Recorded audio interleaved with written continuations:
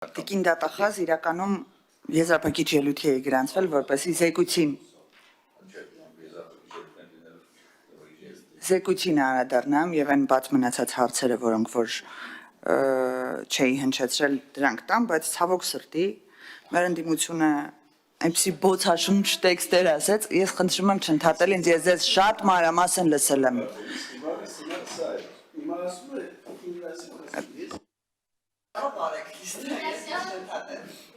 Խնդրեմ Տիկին Մինասյան, պարոն Մինասյան, խնդրեմ։ Ես չնայած որ 99% դեպքերում ձեր հետ համակարծիք չէի, բայց լռում էի եւ լսում էի ինչքան էլ որ դա ինձ դժվար էր։ Խնդրեմ նույնը իրականացնել։ Համենայն դեպս մեր ընդդիմության գործելավոճը տարիներ շարունակ մնացել է նույնը։ Մարդիկ իրենց իսկ պատմության ընթացքում նախորդ թիվ երբ իրանք են իշխանության եղել, հետագայում անգամ հիմա վերջին ընտրություններին իրականացրած օրինախախտումները մշտապես փորձել են պրոյեկտել իշխանության վրա։ Նույնը վերաբերվում է Գյումրիի դեպքով, պարոն Մելքոնյանը ստեղ չի, կուզեի հենց իրեն նայելով ասել, որ պարոն Մելքոնյանը, ձեր խմբակցությունից Գառնիկ Դանելյանը գնացել նստել էին ընտրակաշարք բաժանող ուժերի կողքին ավականու նիստի ժամանակ։ Ընտրակաշարք բաժանող ուժերը այն ուժերն են, որոնք միավորվել են Վարդան Ղուկասյանի շուրջ, որի շուրջ քրեական գործերը արդեն իսկ կա 4 անձել տվել է խոստովանական ցուցմունք, իսկ Վարդան Ղուկասյանը նիստից հետո վերակենում ասում է ԿՊ-ն ընտրակաշարք է բաժանել,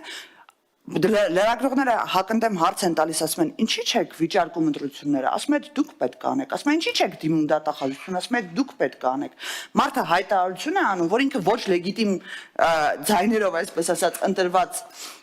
քաղաքապետ է, դրանից հետո մեղադրում է լրագրողներին, ասում է ընդունեք հանցագործության մասին հաղորդում, հետո մամուլով, ոչ մամուլով, ներողություն ավարտեմ, մամուլով, ոչ մամուլով, մարդը եթե ասում է կա, մարդը եթե ասում է կա, պարոն Մինասյան, ապարեսանում են ձեր հարցին։ Մի վարքան, Տիկին Մինասյան, պարոն Մինասյան, մի վարքան, Տիկին Մինասյան, ավարտեք ձեր ելույթը։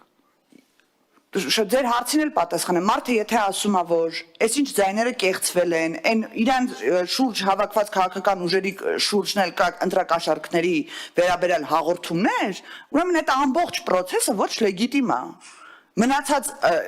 եթե իր կարծիքով չի եղել 18 թվականից այն կողմ, թե համայնքային, թե հանրապետական ընտրություններ, որտեղ որ որևիցե քաղաքական ուժ, ոնց որ եղել է նախորդ 30 տարում,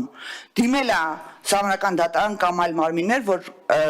ընտրությունները համարի ոչ լեգիտիմ, չի եղել նման ուժ։ Եթե դուք կարծում եք, որ ընտրակաշարք է բաժանվել, ընտրություններ է խախտվել, այնտեղ հայտարարում են ես միշտ ցուցակների մասին, որոնք ընդհանրապես հրապարակված տվյալներ են մարդկանց, չի եղել քաղաքական ուժ, որ վիճարկի ընտրությունների արդյունքները 18 թվականից այսքան։ Ես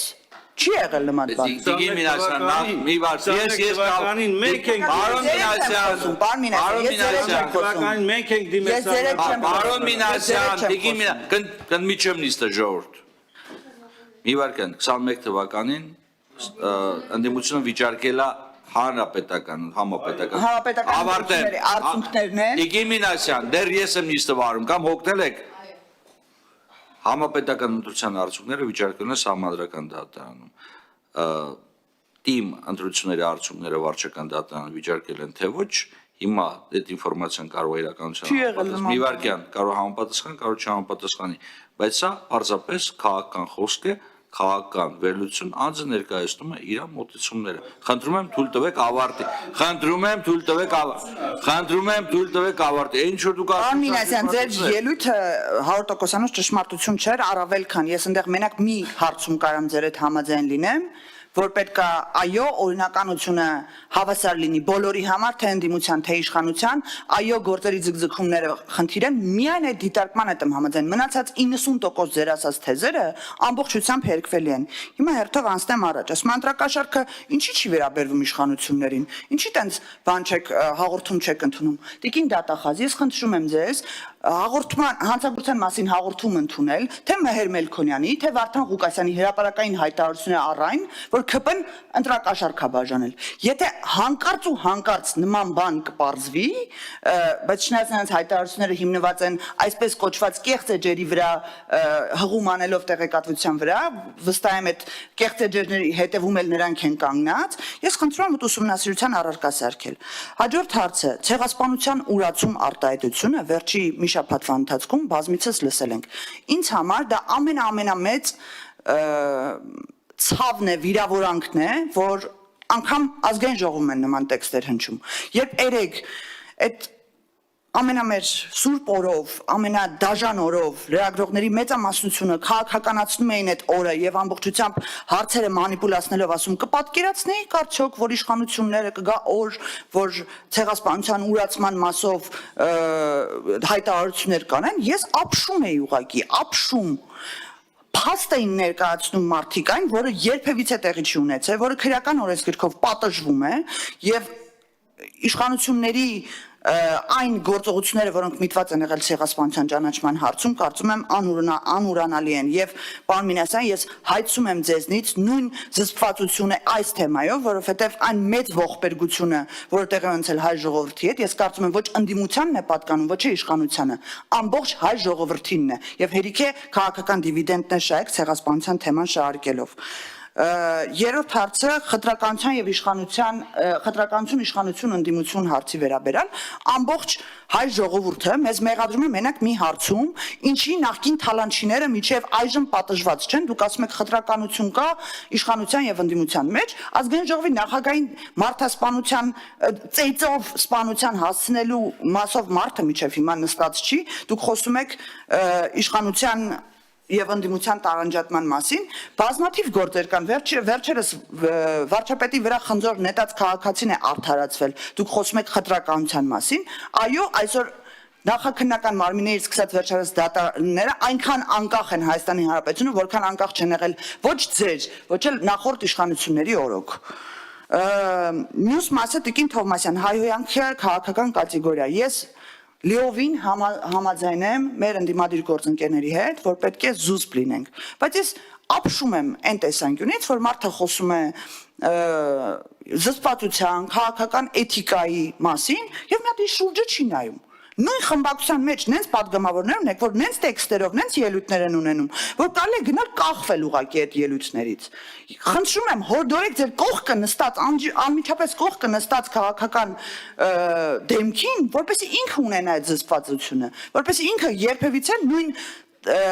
լեզվամշակույթով հանդես չգա խորհրդանում։ Եվ այո, ոչ միայն խորհրդանի մասին է խոսքը, սիրելի լրատվամիջոցներ, խոսքս եւ հորդորս ուղղում եմ ձեզ։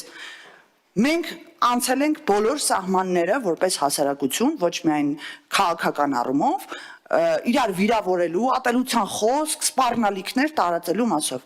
Կան լրատվամիջոցներ, որոնք հեռացնում են իրենց մեկնաբանություններից նման խոսք պարունակող հայտարարությունները։ Կան լրատվամիջոցներ, ուղղակի հայտարարություն են գրում, որ կհեռացնենք, բայց չեն հեռացնում, որ իրենց ձեռնտու է հեռացնում են, որը ոչ։ Ես անգամ տեսել եմ լրատվամիջոց, որ ինքն է լայվի տակ մոռացել է account-ը փոխի, ինքն է լայվի տակ ատելության խոսք տարածում լրատվամիջոցի անվանման տակ, դա անթույլատրելի է։ Եկեք մենք գոնե, եթե անգամ հարցազրույց եք վերցնում քաղաքացուց, քաղաքական պաշտոնյայից, որը որ ատելության, սպառնալիքի հայհոյանք է պարունակում իր մեջ, մի տեղադրեք այդ հարցազրույցները։ Ուղղակի փորձեք դաշտը մաքրել այդ գաղջից, որը հիմա է տիրում։ Տիկին Թոմասյան, սա նաև վերաբերում է ձեր վերահսկողության տակ գոյություն ունեցող լրատվամիջոցներին։ Հաջորդը սահմանական դատարան իշխանության շահը։ Ես ասում եմ, հորդորում եմ ջնջել մեկնաբանությունները, որն է վերաբերում։ Մի վարքյան, սպասեք։ Ես չասեցի ձեզ վերաբերում, ասի, ձա վերաբերվում է ձեր լրատվամիջոցի, ձեր ենթակայության տակ լրատվամիջոցի խմբագիր, ունի պատասխանատու եւ հայրապետական ճանապարհ, դաստիարակչական դաստիարակչական չէ, հորդոր Տիկին Մինասյան եւ Տիկին Թովմասյան։ Ես ելույթ եմ ունենում, ինձ մի ընդհատեք։ Ու մի թույլ տվեք, որ ինձ ընդհատեմ։ Կդիմեմ։ Հարգելի գործընկերներ, Հնարիկ ջան, լավ, ուրիշ տարբերակ չի լինի։ Եթե հիմա չվերադառնաք բնականon հուն, ես ընդմիջում կհայտարարեմ։ Տիկին Մինասյան, ես ընդմիջում կհայտարարեմ։ Խնդրեմ Տիկին Մինասյան։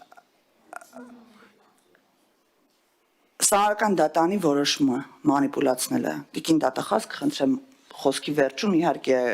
վերաբերում է ապօրինի գույքին դրա համար կարող եք մեկնաբանել, բայց սահմանադրական դատանը ինչպիսի որոշում է կայացրել եւ արդյոք այնտեղ արկա է իշխանության շահը թե ոչ,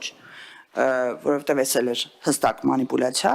եւ վերջում կներեք տիկին դատախազ, որ իմ ամբողջ ելույթը նվիրեցի մեր ընդդիմության ներկայացուցիչների հակադարձելուն, բայց քանի որ նրանք ընդհանրապես տեղադրում են իրենց ելույթները ու հակադարձությունները ոչ միտեղ, իրենց նաև լրատվամիջոցներում չի հայտնվում, ես կխնդրեմ այս